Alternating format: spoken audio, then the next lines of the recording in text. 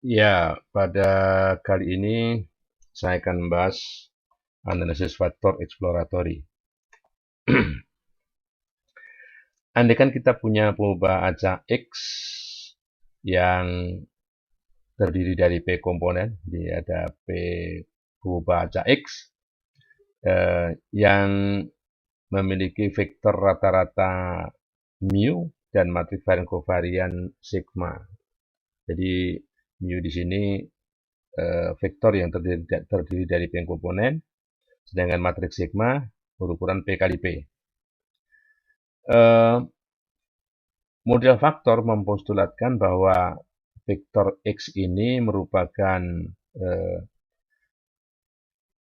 pengubah acak yang saling terkait, ya, yang terdiri dari beberapa pengubah acak yang saling terkait. Sebut saja F1 sampai Fm yang sering disebut dengan faktor umum atau common factor. Dan sebanyak P error. P error. Ya, di sini P error, P komponen error, ya, atau sering disebut dengan faktor spesifik, faktor tertentu. Sehingga dalam memodelkan hubungan antara pengubah acak X dengan common factor ini bisa dituliskan seperti ini. Jadi ini pengubah acak pertama dikurangi rata-ratanya, rata-rata pertama sama dengan L11F1, L12F2 sampai L1MFM plus error yang pertama. Jadi error ini mengikuti pengubah acak yang mana. Epsilon 1 adalah error untuk pengubah acak 1. Demikian juga seterusnya, pengubah acak yang ke P, XP ini dikurangi rata-rata yang ke P-nya merupakan kombinasi linear LP1, F1 sampai LPM, FM plus error. Sehingga kalau kita nyatakan dalam bentuk matriks, ya, dalam bentuk matriks, maka kita punya sebanyak P, ya, P, ini sebanyak P kali 1, ya, ini P kali M, ya, matriks L yang anggotanya L11, L12 sampai L12 dan seterusnya, ya. Vektor F yang terdiri dari M komponen dan vektor epsilon yang terdiri dari P komponen, ya, gitu. Jadi matriks L-nya P kali M. Nah, matriks L ini koefisien atau elemen-elemen matriks L ini di sini kalau kita notasikan sebagai LIJ itu sebagai istilahnya loading, ya, muatan dari variabel ke I pada faktor ke J, ya, loading dari variabel ke I pada faktor ke J, ya. Sehingga sering disebut L ini adalah matriks dari loading factor, jadi faktor muatan, ya. Jadi hubungannya seperti ini hubungannya. Jadi X dikurangi mu, ini berukuran P kali 1, sama dengan matriks L kali matriks F, ditambah vektor epsilon. Nah, ya. Sedang dari statusnya di sini bahwa F sendiri, F1 sampai Fm, dan epsilon 1 sampai F dan P itu tentu di sini kita tidak amati, unobservable. Yang observable di sini, yang observable di X-nya. Yang observable di X-nya. Nah, oke. Nah, asumsi yang diperlukan untuk model tadi adalah, ingat F-nya, nah, F-nya berukuran M kali 1. Nah, nilai harapan dari vektor F ini adalah vektor 0. Vektor 0, ya. Jadi semuanya 0. Oke. Sedangkan matriks varian kovarian dari matriks F ini, ya, matriks F ini atau nilai harapan FF transpos ini adalah matriks identitas. Yang artinya bahwa antara FI dan FJ itu saling bebas, ya. Antara FI dan FJ saling bebas. Oke. Sedangkan vektor epsilonnya yang berukuran P kali 1 tadi, memiliki nilai harapan yang sama, yaitu vektor 0 semua sini. Berukuran P kali 1, kalau di sini M kali 1 ya, karena epsilonnya hanya sebanyak P, banyak variabel X-nya. Nah, sedangkan matriks varian kovarian dari epsilon ini, atau nilai harapan dari epsilon transpose ini, adalah matriks diagonal. Adalah matriks diagonal yang kita notasikan di sini elemen-elemen pada diagonalnya itu kita sebut sebagai psi 1, psi 2 sampai psi P, karena ukurannya P kali P. Dan atau sebut matriks psi ya, matriks psi sini. Berikutnya, antara F dan epsilon, antara vektor F dan vektor epsilon ini saling bebas. Jadi kalau dinyatakan dalam bentuk matriks kovarian, kovarian epsilon F adalah nilai harapan epsilon F transpose, yaitu matriks berukuran P kali M yang semua anggotanya 0. Oke? Nah, seandainya X dikurang mu tadi, ya, dipisahkan mu-nya, ini menjadi sebelah kanan, ini apa yang kita sebut model ini adalah model faktor yang ortogonal, ya, dengan M faktor yang sama, ya, common faktor, ya, M faktor yang sama. Oke? Jadi mu i adalah mean dari variabel ke ini, ya, mu 1 sampai mu p ini ya. Epsilon i faktor spesifik variabel ke i, ini faktor umum ke j, fj ya. Ini faktor loading variabel ke i pada faktor ke j. Ya. Ini notasi yang kita gunakan tadi. Dan nilai harapan F sama dengan matriks 0, matriks varian kovarian F, matriks identitas, nilai harapan vektor epsilon, vektor 0, matriks varian kovarian epsilon, matriks psi yang ini adalah matriks diagonal. Ya, oke. Nah, sehingga dengan menuliskan X dikurang mu sama dengan LF plus epsilon, kita punya ini LF plus epsilon, ini LF plus epsilon transpose. Jadi kalau ini transpose kita masukkan, ini LF transpose plus epsilon transpose. Dan kalau dikalikan, ini LF transpose ya. Epsilon LF transpose, LF epsilon transpose, dan epsilon transpose. Sehingga kalau diambil nilai harapan dari ini, atau matriks varian kovariannya adalah ya, ingat ya, yang pengubah acak itu F-nya dan epsilon ya. L-nya tidak. F dan epsilon, L-nya tidak ya. Sehingga ini sama dengan nilai harapan kalau ini transposnya masuk ya. LF F transpose L. L F F transpose L. Sedangkan kalau nilai harapannya masuk menjadi nilai harapan di sini FF transpose. Demikian juga di sini dan di sini. Nah, perlu kita ketahui di sini nilai harapan ini adalah FF transpose itu matriks varian kovariannya itu identitas, jadi LL transpose. Sedangkan nilai harapan ini 0, ini jadi psi, matriks psi ya. Epsilon transpose masih psi ya. Epsilon transpose matriks psi. Sehingga sigma itu difaktorkan menjadi LL transpose plus psi. Oke? Nah, jadi kovarian X, matriks varian kovarian X itu sama dengan LL transpose psi. LL transpose psi ya. Di mana varian X yang ke I sama dengan ini jumlah dari kuadrat faktor loading ya. Ada ini kan ke I, kalau ini I ya ini ke I, jadi LI 1 kuadrat sampai LIM kuadrat plus psi I ya. Sedangkan kovarian antara variabel X ke I dan variabel X yang ke K itu hasil kalinya. LI1, LK1, LIM, LKM dijumlahin ya. Dan kovarian antara pengubah acak ya, pengubah acak X ya. Pengubah acak X dengan faktornya itu adalah matriks L tersebut. Jadi kovarian antara variabel X yang ke I dan faktor F yang ke J adalah Lij tersebut. Jadi ini loading faktornya adalah covarian antara variabel X yang ke I dan faktor yang ke J.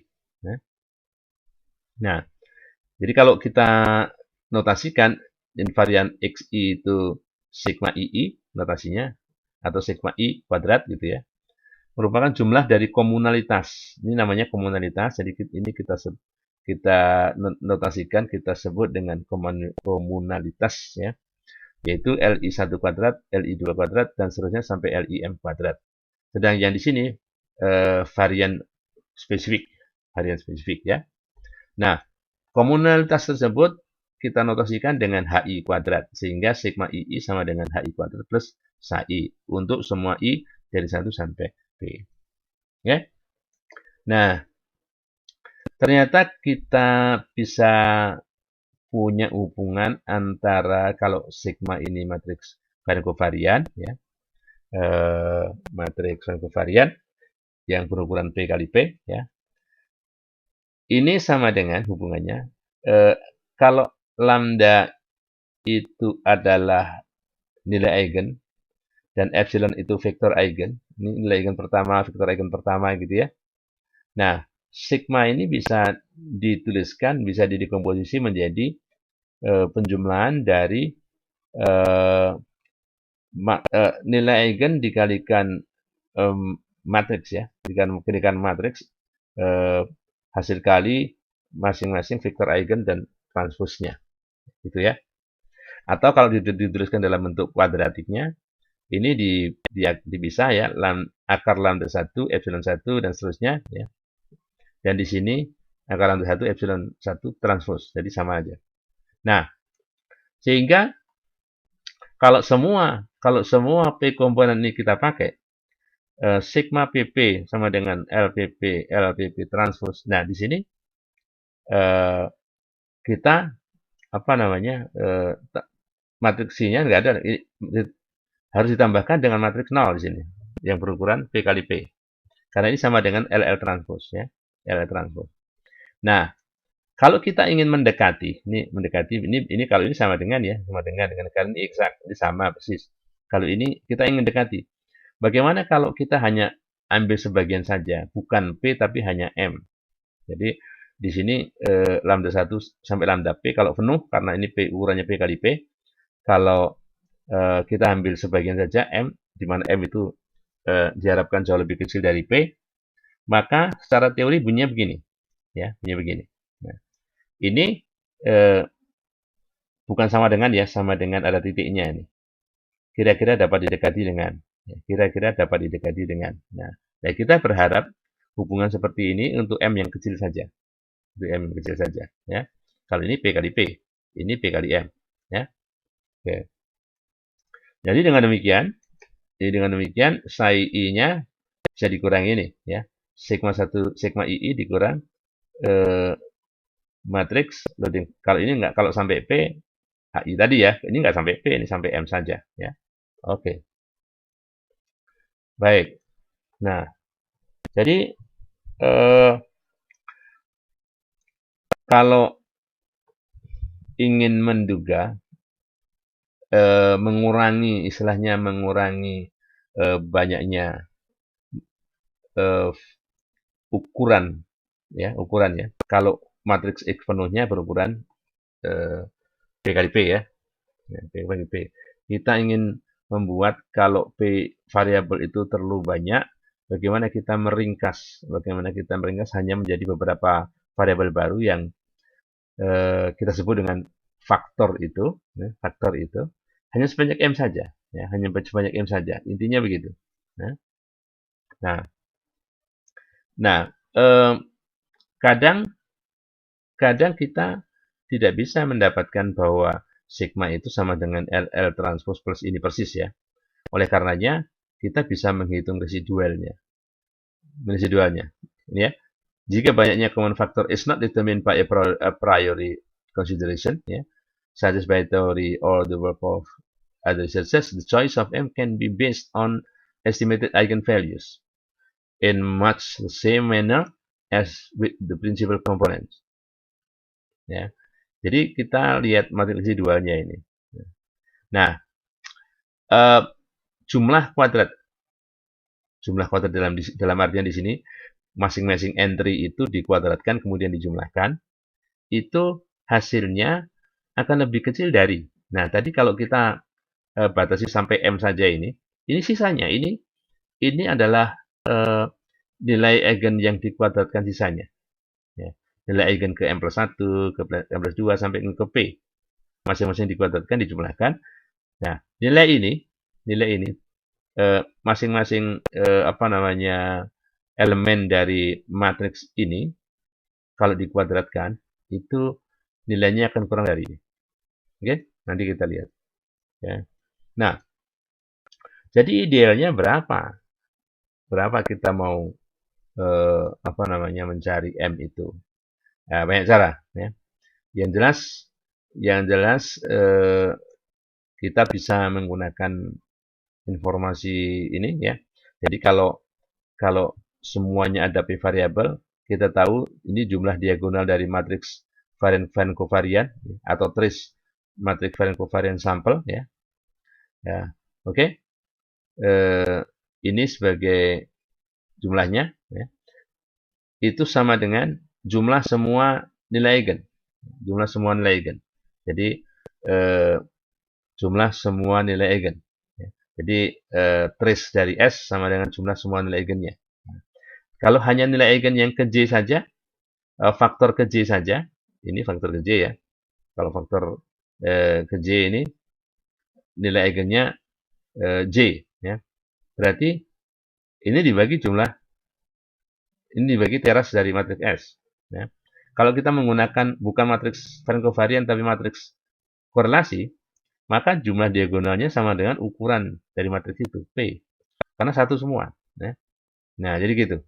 Jadi tergantung yang didekomposisi itu apakah matriks varian kovarian atau matriks korelasi. Ya.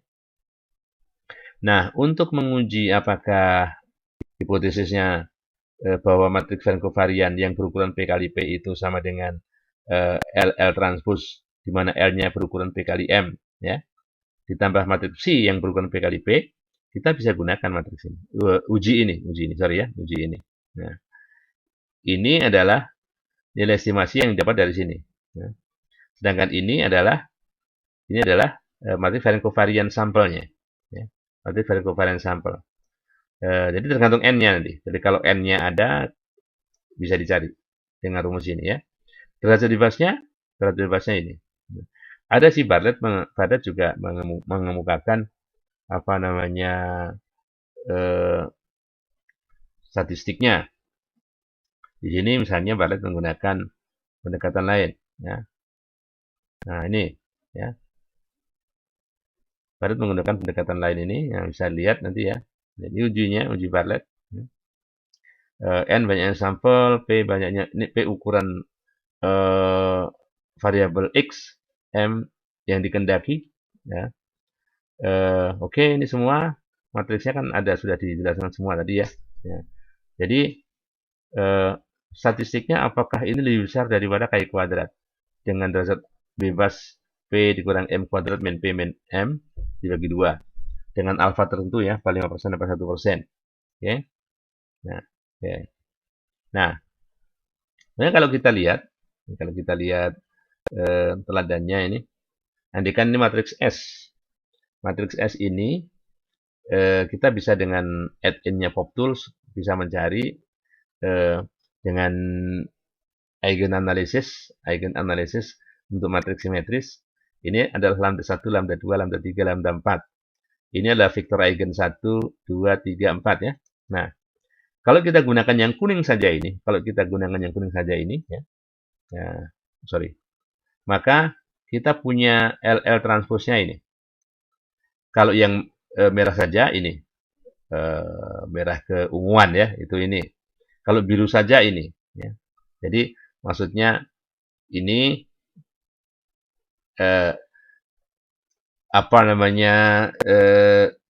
akar dari, atau begini, nilai eigen ini dikalikan transpose matriks ini, transpose vektor ini kali vektor ini. Jadi transposnya ini 4 kali 1.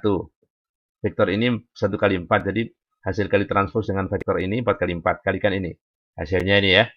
Yang kemudian, kalau yang kedua, 61,4, 16 ini.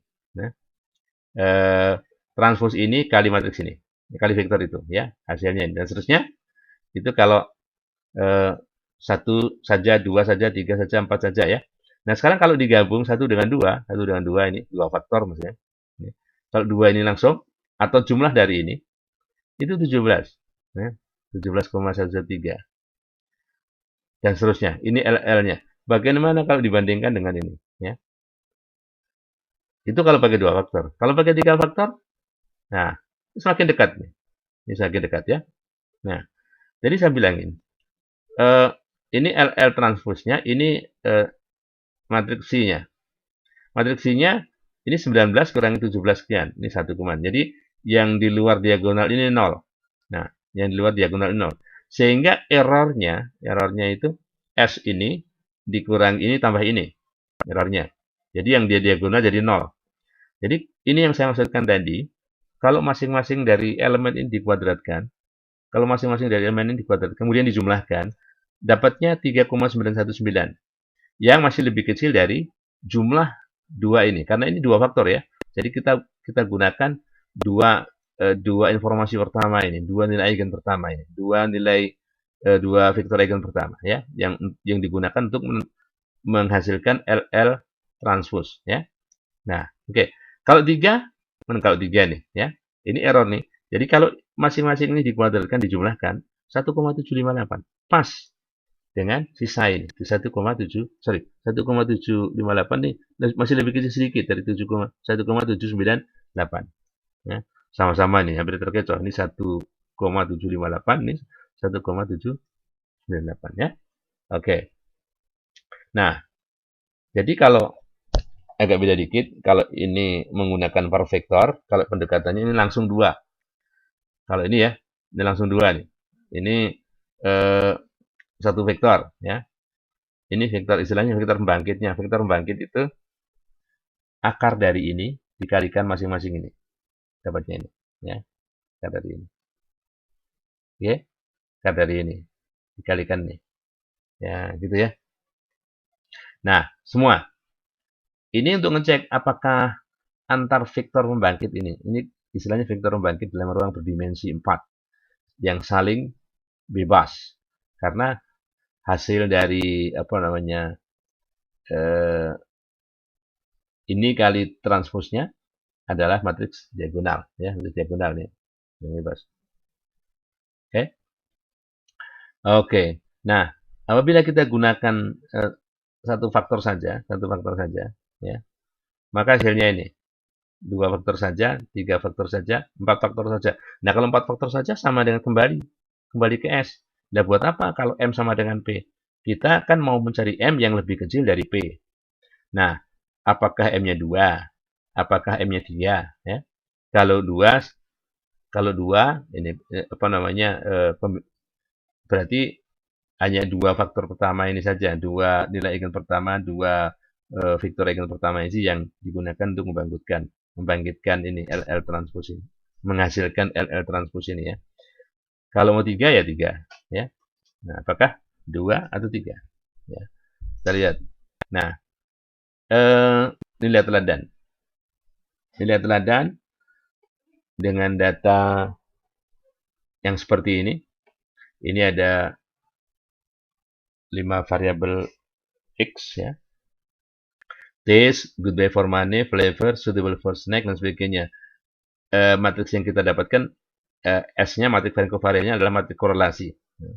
Dan ini 5 nilai eigen pertama beserta masing-masing vektor eigennya. Nah, kalau akumulasinya ya, akumulasi kontribusinya di sini 2,853 dari 5. 57%. Nah, kalau digabung sama ini, ya akumulasinya sudah 93,2. Nah, kalau di atas 93 ya cukup 2 saja gitu. Oke, kita pakai 2 saja ya.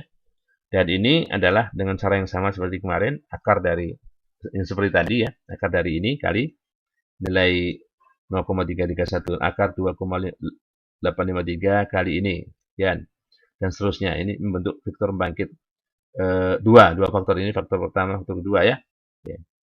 Nah, sehingga L transposnya ini, matriks psi-nya ini, ya, LL transpos plus psi-nya ini, ya, LL transpos diinverskan kali S, nih, ya. Sekarang kita lihat Excel-nya dulu. Excel-nya ya. Oke, ini kita lihat ya. Jadi kita gunakan misalnya kita gunakan 2. Kita akan gunakan 2. Sebetulnya bisa sih diuji, cuman informasi N di sini sebetulnya di buku juga nggak ada. Bisa saja nanti kalau N informasi di buku itu kita dapatkan, kita bisa menguji pakai apakah hipotesis ini sudah benar, ya. Ini H0-nya, H1-nya sigma adalah matriks positif definite gitu aja. Artinya bukan ini, ya. Atau dengan uji Bartlett yang memakai koreksi ini, ya, kita bisa menggunakan J ini. Sama aja, nanti bisa dua-duanya digunakan, ya. Kalau N-nya ada, kebetulan saya belum mendapatkan nilai N-nya dari teladan ini, ya. Hanya dapatkan matriks korelasinya saja. Nah, kemudian kalau ini adalah nilai faktor, ya, nilai ini sumbunya ya, faktornya 0,56 dan sebagainya, ya. Ini adalah dari mana ini dapatnya? Transpos dari L10P11. Ya. L10P11. Ya. Ini ya. Ini yang pertama, ya. Jadi transposnya. Ini yang kedua. Ini transposnya. Nah, kalau ditranspos seperti ini, kita susah mau mendeskripsikan faktor pertama itu apa, faktor kedua itu apa. Oleh karenanya, kita gunakan rotasi. Ini adalah matriks rotasi searah jarum jam. Kalau searah, di sini sinus, di sini min sinus. Kalau berlawanan, di sini min sinus, di sini sinus. Ya, balik. Nah, kalau ini searah. Jadi kalau saya tidak rotasi, 0 di sini, 0, maka unrotated dan rotated sama ini. Sama ya. Sehingga kita masih belum bisa mendeskripsikan faktor 1 itu kayak apa, 2 itu apanya. Ini kalau kita naikkan angkanya 10, nah nilai ini berubah. Ini berubah. Oke.